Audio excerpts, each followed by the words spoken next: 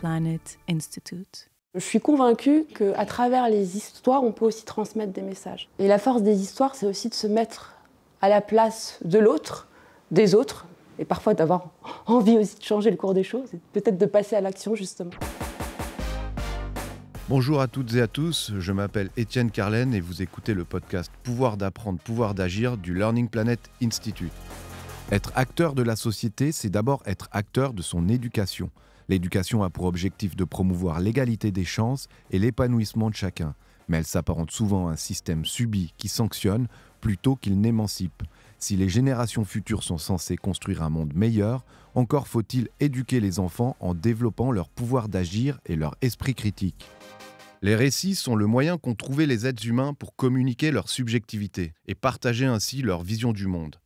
Lorsqu'elles sont captivantes, ces histoires nous réunissent. Le récit se transforme alors en une expérience collective. Dans un monde en transition, nous avons besoin plus que jamais d'entendre de nouvelles voix et de nouveaux récits. Mais pour cela, il faut commencer par donner la parole et encourager la diversité des histoires. C'est justement ce que fait notre invité du jour, Afef Messada. Afef, bonjour. Bonjour. Vous allez bien ? Oui, très bien, merci. Alors, vous avez été responsable d'études marketing durant près de 10 ans. Aujourd'hui, vous êtes conteuse et formatrice. Vous transmettez l'art du conte à travers des ateliers pour enfants et adultes. Lors du Festival de l'Apprendre ici au Learning Planet Institute, vous avez d'ailleurs proposé un de vos ateliers. On aura l'occasion d'en parler un peu plus tard. Mais pour commencer, j'ai une première question à vous poser, très simple, dans le vif du sujet. Selon vous, qu'est-ce qui rend une histoire captivante ? Qu'est-ce qui rend une histoire captivante ? Je pense que c'est l'émotion qu'on y met, principalement. On doit incarner cette histoire-là, c'est-à-dire que même si c'est une histoire qu'on n'a pas forcément vécue, on doit faire comme si on l'avait vécue, comme si on y était. Et c'est vraiment de s'imprégner de cette ambiance qui va permettre de donner le ton à l'histoire et d'embarquer un public avec nous. Vous avez été responsable d'études marketing, on en parlait, et je crois que c'est dans ce contexte professionnel que vous avez pris conscience de la force des histoires. Est-ce que vous pouvez nous parler de ça ? Comment ça s'est passé ? Alors, je me suis retrouvée pas mal à faire des présentations orales, que ce soit auprès de clients ou auprès des équipes. Et c'est vrai que le fait d'avoir un fil conducteur, de raconter quelque chose, de mettre de l'émotion, des témoignages, ça renforce le pouvoir de ce qu'on raconte, de ce qu'on emmène et ce qu'on amène comme enseignement. Et je trouve ça très important pour être impactant et derrière proposer une réflexion aux personnes qui écoutent une restitution d'études, par exemple. Et avant ça, plus jeune, enfant, est-ce qu'il y a eu des moments d'histoire, des histoires qui vous ont été racontées, qui vous ont marqué Alors sur les histoires, oui, il y a des histoires qui m'ont marquée. J'ai pas forcément une histoire comme ça en tête, mais des histoires, plusieurs.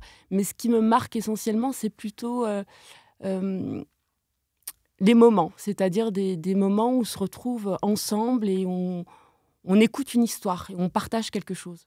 Et c'est hyper fort, je trouve, en termes de connexion à l'autre, de connexion à soi, de lien. Ça amène de la curiosité, on a envie de poser des questions, on a envie d'en savoir davantage. Voilà, que ça peut être des histoires, des contes, ça peut être aussi des anecdotes, des récits de vie. Et je trouve ça très fort, parce que ce que ça peut créer, le lien et l'envie d'en connaître davantage. Et voilà, de s'imaginer ce qu'on nous raconte aussi. C'est très puissant pour ça, je trouve. Et est-ce que vous pourriez nous parler plus en détail de votre activité, de vos ateliers ? Oui. Alors moi, je propose, comme je disais, mes ateliers à différents publics, donc les tout petits de la maternelle. Je propose des ateliers aussi parents-enfants. Je m'adresse à des adultes aussi, comme des professionnels du livre, des bibliothécaires, des professionnels de la petite enfance. J'ai une approche aussi de la prise de parole inspirée par l'art du conte. Donc là, c'est aussi en lien avec ce que je faisais avant pour dire, en fait, quand vous faites une présentation, vous pouvez aussi raconter quelque chose pour capter l'attention de votre auditoire. Et le lien de tout ça, c'est encore une fois les histoires. Raconter, ça peut être un conte traditionnel, ça peut être une anecdote, ça peut être un récit de vie. L'idée, encore une fois, c'est d'être dans le partage et d'être à l'aise avec l'oralité et d'y mettre cette dimension humaine pour encore une fois, être dans l'empathie, la curiosité, l'écoute de l'autre et créer ce lien à travers les histoires. Vous utilisez le conte. Pourquoi le conte ? Qu'est-ce qu'il y a ? Quel pouvoir a le conte que d'autres histoires n'ont peut-être pas ? Alors, je pense déjà que le conte rassemble. Autour d'une même histoire, on peut rassembler plusieurs personnes de différentes générations avec des parcours différents. Je pense que quand on raconte une histoire, on est face à un public. On est soit face à un public. J'amène aussi les gens à raconter des histoires. Et il me semble que la force, elle est aussi dans le fait d'avoir plusieurs sens qui sont présents. Donc on est là avec le regard, la gestuelle, la voix qui va imprégner l'histoire aussi. On va pouvoir donner un ton spécifique en fonction de l'émotion. On va pouvoir marquer des silences. Et tout ça en présence. Et je trouve que le fait d'être présent face à un public, face à... Voilà, ça peut être quel que soit le public, hein, ça peut être un public familial, etc. Ça renforce le poids de ce qu'on a envie de transmettre. On est entouré d'histoires et on ne s'en rend pas toujours compte. Alors, comment vous faites dans vos ateliers pour créer cette prise de conscience auprès de vos participants ? Alors, c'est vrai que mes ateliers vont être différents en fonction de l'âge du public. Ce que j'aime bien faire avec les tout petits, en maternelle notamment, en stage d'initiation pour les tout petits, c'est j'aime bien raconter à chaque atelier une petite histoire qui est assez courte.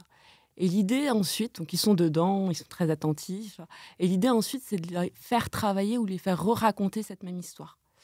Et de leur révoquer des éléments de l'histoire pour qu'ils puissent se les approprier et se rendre compte qu'ils ont un imaginaire autour de ce qu'on vient de raconter. C'est-à-dire que moi, si je parle d'une pomme dans mon conte, je vais peut-être l'imaginer rouge, mais l'enfant qui aura entendu l'histoire, il va l'imaginer peut-être autrement. Et c'est ça qui est intéressant aussi, c'est de prendre conscience de ça, du pouvoir de l'imaginaire. Alors, vous nous parlez justement des ateliers que vous donnez aux enfants. Est-ce qu'il y a une différence selon les publics, adultes, enfants ? Est-ce qu'ils réagissent différemment aux exercices ? Comment ça se passe ?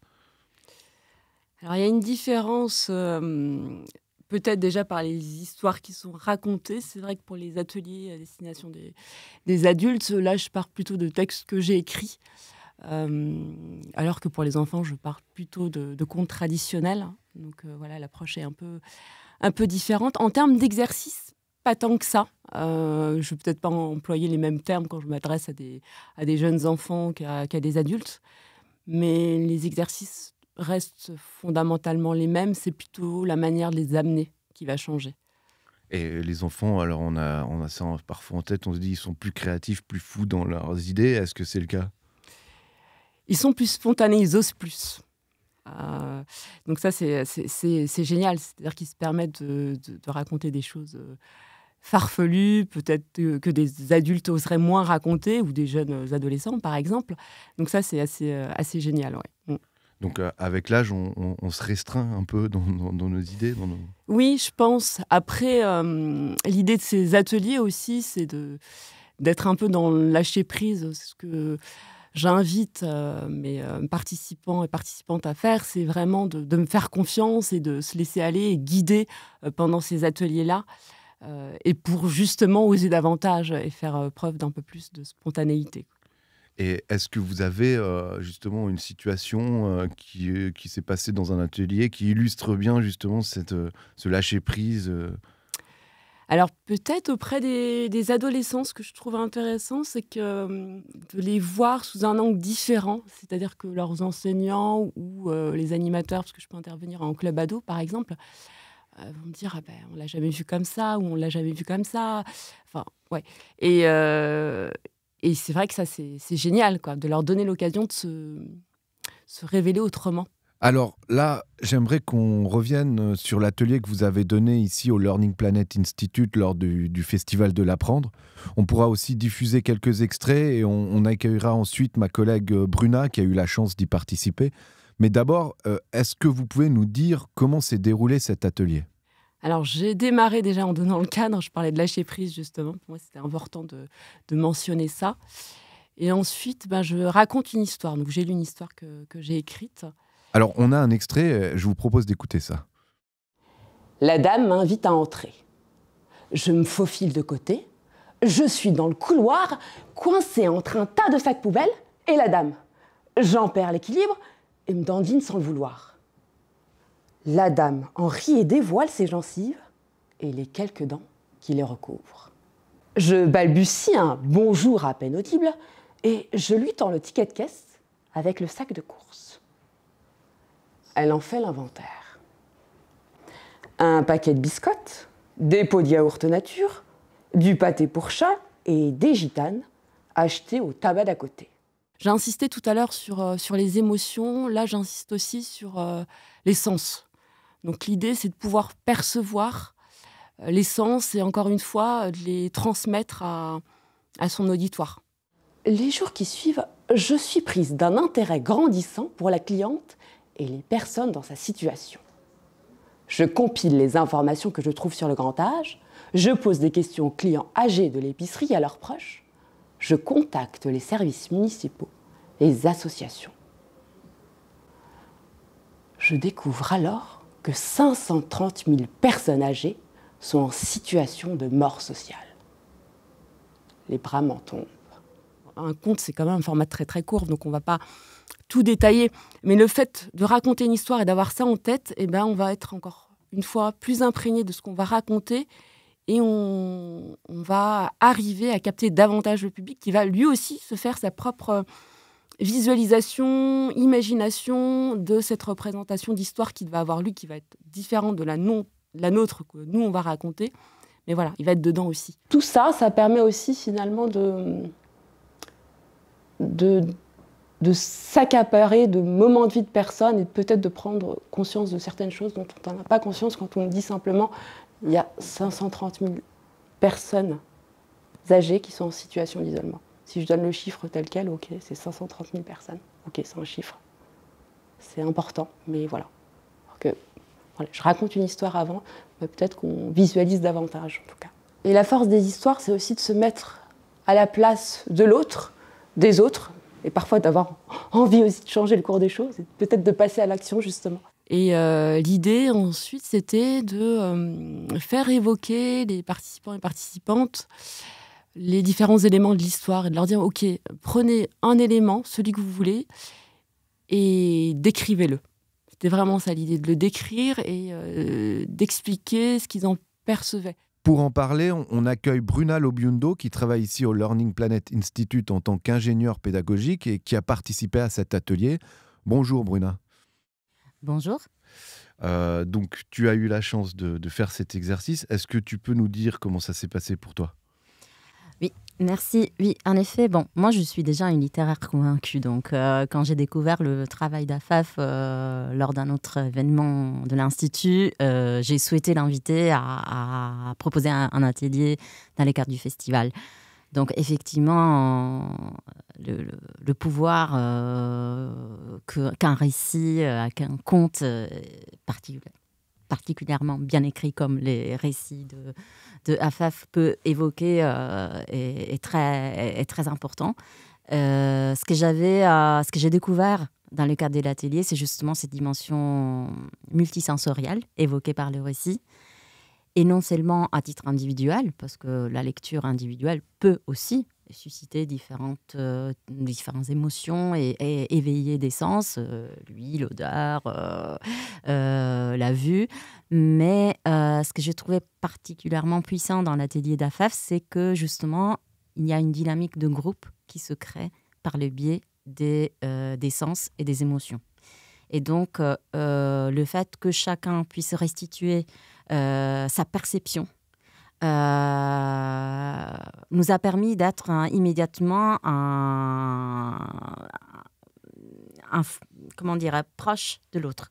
Et je pense que dans une époque où on parle beaucoup de empathie, développer les relations dès la maternelle et encourager l'empathie, je pense que c'est très intéressant de pouvoir travailler en groupe sur les sens et sur les émotions.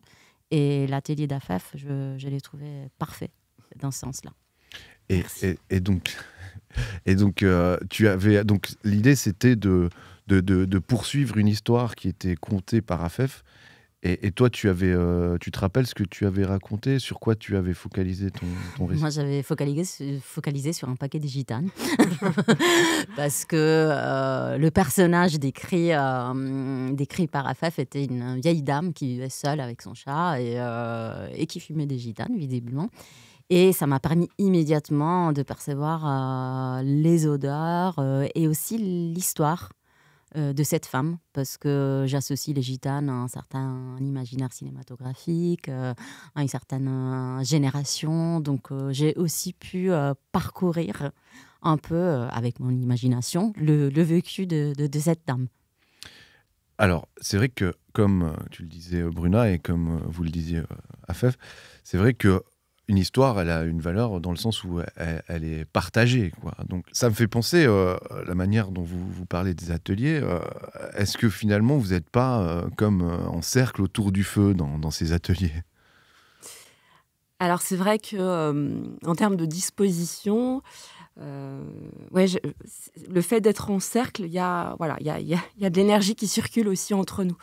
Donc, quand je raconte une histoire, je suis souvent devant et je dispose, par exemple, j'ai les enfants en face, soit en arc de cercle, soit on est en cercle. Et cette disposition qui, je pense, favoriser la circulation de l'énergie, faire en sorte que tout le monde me voit, etc. Et ce qui est assez surprenant quand je raconte une histoire auprès des enfants, c'est qu'il y a une sorte de proximité aussi qui se crée. Donc, par l'histoire, je vois qu'ils sont avec moi, ils sont dedans, ils sont attentifs, ils m'écoutent. Parfois, ils peuvent répéter quelques mimiques que je fais. Et puis, au fur et à mesure de l'histoire, ils vont se rapprocher de moi de plus en plus, jusqu'à créer un contact physique. Donc, c'est ce lien fort que permettent les histoires aussi, je crois. Et d'avoir créé ce premier lien où il y a encore une fois, je vous dis, ils ne me connaissent pas. Une première séance, ils ne me connaissent pas encore, mais voilà, ils se rapprochent de moi. Parfois, j'ai le droit à des câlins, etc. Mais ils osent davantage. Il y a une confiance qui se crée parce qu'il y a eu des émotions, parce qu'il y a eu des ressentis sensoriels, et ils se disent, OK, c'est OK, en fait. Donc, je peux me lancer, moi aussi, je peux raconter, même si les enfants, pour la plupart, sont quand même assez spontanés par rapport à des plus grands. Oui, je serais intéressée parce que toi, tes ateliers s'adressent à des enfants, mais aussi à des adultes. Tu nous as donné l'exemple des enfants. Est-ce que tu peux nous raconter un peu quelles sont les différences entre les enfants et les adultes pendant ces ateliers en termes d'adhésion, des participations, mais même, comme tu le dis, de participation physique à l'atelier? Alors, encore une fois, je pense que les enfants, la plupart, parce qu'il y a certains enfants qui sont quand même plus introvertis ou plus timides, mais ils osent davantage, ça c'est clair. Je veux juste raconter une formation que j'ai pu donner à des bibliothécaires que j'ai formés à l'art du conte, donc c'était un témoignage en fin de parcours. Une des bibliothécaires qui m'explique au départ, elle s'est dit, mais qu'est-ce que c'est que ça? Où est-ce que je suis tombée? Donc voilà, c'était pas forcément évident. Et elle expliquait d'avoir eu le cadre au départ, de lâcher prise, etc., que ça l'a mise en confiance et que ça lui a permis aussi d'oser davantage et de pratiquer des choses dans sa bibliothèque aussi. Et voilà, donc c'est vrai que les enfants, ils sont beaucoup plus partants au départ. Les adultes, ils ont besoin de comprendre davantage aussi, mais pourquoi je fais ça. Les ados aussi, d'ailleurs. Pourquoi, etc., quel est l'intérêt? Alors que quand je leur dis, non, on va faire les exercices, faites-moi confiance, je vous expliquerai à la fin, ou vous verrez le pourquoi du comment à la fin. C'est un peu plus compliqué, mais en tout cas, voilà, c'est vraiment l'idée de les amener, que ce soit les enfants ou les adultes, au fur et à mesure à être à l'aise avec l'art du conte et de se dire que c'est un art qui est accessible et qui a le mérite, encore une fois, de rassembler, de susciter la curiosité, l'empathie. Enfin, on parle beaucoup des soft skills aussi, et je crois que c'est très fort pour ça aussi. Et alors, je repense au contexte professionnel par lequel vous êtes passé pour avoir cette prise de conscience. Vous mettiez des émotions dans ce que vous racontiez à vos collègues, peut-être? C'est ça? Oui, alors, j'expliquais que j'ai eu un parcours d'études marketing. J'ai été responsable d'études marketing pendant une dizaine d'années. Et j'étais plutôt quali que quanti. Donc, j'aimais beaucoup reprendre les résultats d'études, mais sous l'angle qualitatif. Je mettais des chiffres, bien sûr, parce que ça parle et que ça peut être porteur de sens. Mais pour moi, seul, c'est pas suffisant. Et ajouter à ça des témoignages, des personnes qu'on pouvait interviewer sur des thématiques différentes, ça donnait encore plus de poids à cette restitution, aux enseignements clés et derrière, une réflexion pour passer à l'action aussi. Parce que derrière, c'est de faire en sorte que les équipes marketing se saisissent aussi des résultats et passent à l'action derrière. C'est vrai que, autour du sujet, donc pouvoir d'apprendre, pouvoir d'agir, évidemment, il y a la question de passer à l'action. Et c'est vrai que parfois, dans des discours qui sont un peu formels, très scientifiques autour de l'engagement notamment, c'est vrai que parfois, de réinvestir ces discours-là par l'émotion, ça peut être aussi un moyen de susciter l'engagement. Alors, quelles sont les techniques? Alors là, on va peut-être rentrer dans un domaine un peu plus précis, mais alors quelles sont les techniques pour captiver l'attention de son auditoire à travers un récit? Alors déjà, un récit clair.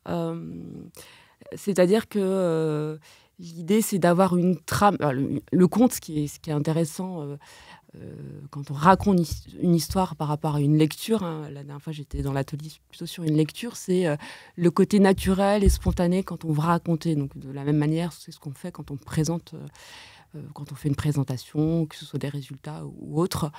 Donc c'est intéressant ce côté naturel qui donne, je pense, une dimension humaine et peut-être qui va amener à créer du lien encore plus, je pense, avec les personnes qui nous écoutent. Donc, il y a cette première chose, donc une trame avec on va dire une histoire plutôt racontée de manière naturelle et spontanée. Donc, la trame est essentielle. Ce qui est essentiel aussi, ça va être les émotions qu'on peut y mettre. C'est pour ça que je disais, ramener des témoignages dans ce qu'on peut raconter, par exemple, ça peut être intéressant. Et de jouer avec cette dimension qui est aussi tout ce qui est non-verbal, donc le regard, la gestuelle, le ton de la voix qui va être hyper important aussi, pour qu'il y ait une certaine rythmique dans ce qu'on raconte et pour, quand on perd l'auditoire, le capter de nouveau. Et alors, donc si on fait ce que vous venez de nous dire, quelque part, on va captiver donc l'attention de notre auditoire. Et en quoi, justement, ça peut générer une prise de conscience, voire un engagement citoyen derrière? Admettons, si on reparle de cette idée justement d'enjeux de transition qui existent et de l'engagement, du pouvoir d'agir. L'idée, c'est de faire en sorte que les personnes qui écoutent l'histoire qu'on raconte puissent se projeter dans ce qu'on raconte, mais avec leur propre représentation. Ce n'est pas quelque chose qu'on vient plaquer. Dans le sens où on va raconter quelque chose, mais ils vont se faire leurs propres images à partir de leur réalité ou de leur vécu. Et je pense qu'il y a un cheminement qui est aussi différent. Enfin, je donne un exemple, un événement professionnel où j'ai raconté une histoire autour de la lecture. Et à la fin de l'histoire, plusieurs personnes sont venues me voir et m'ont dit « Mais c'est marrant, quand vous avez parlé de ça et de ça, vous vouliez parler de telle ou telle situation. Moi, ça m'a évoqué ça. » Et en fait, non, c'était pas mon intention première. Mais voilà, en fonction du vécu de chacun, de l'imaginaire de chacun et des réalités de chacun et chacune, on va s'approprier l'histoire d'une manière différente. Mais cette appropriation, elle est personnelle. Et je pense qu'elle peut amener à une action en lien avec, avec ce qu'on a vécu ou un engagement qui fait sens parce que c'est des choses qu'on a vécues. Donc il y a une dimension personnelle dans l'histoire, mais une dimension universelle, c'est ça? Voilà, c'est un mélange de genres, je dirais, oui.